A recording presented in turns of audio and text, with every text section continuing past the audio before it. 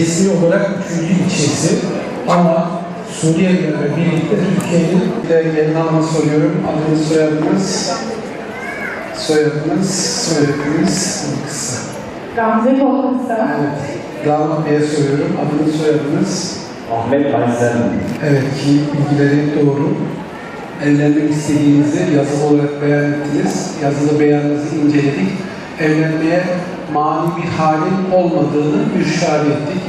Bir de ben ve çok değerli şahitlerimiz huzurunda, katılımcılar huzurunda bir kez daha evlenmek istediğinizi sözlü beyan etmeniz gerekmektedir.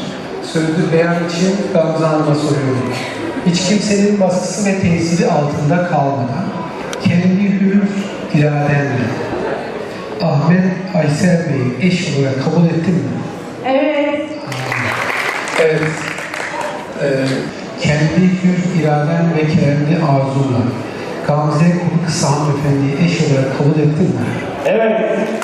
Allah daha versin maşallah. Ben de Şahin Bey Belediye Başkan Vekili sıfatıyla şu andan itibaren sizleri karı koca ilan ediyorum. Allah hayırlı ve ömürlü olsun diyorum.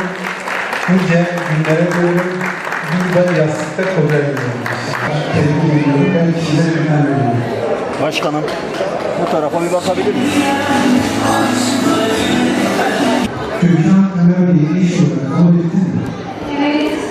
Evet. Filiz Özçelik hanımefendiyi eş olarak kabul ettiniz mi? Evet. Evet. Bir alkışla damat Bey.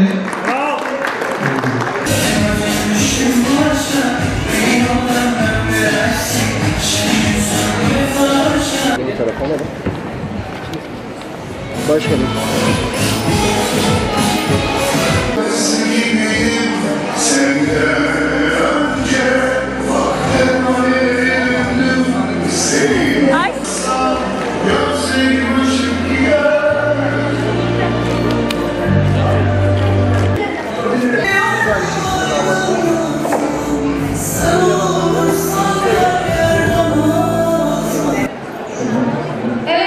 Teşekkürler. Sayın Ahmet Yıldız, İşin Savunması'sı tesiri altında kalmadan kendi gün irade yardımıyla Sayın Seher Hanım'a evlenmeyi kabul ediyor musun? Evet. Tamam. Başkanım, Afrika Konsolosluğu'na lanet sizden yapmışsınız.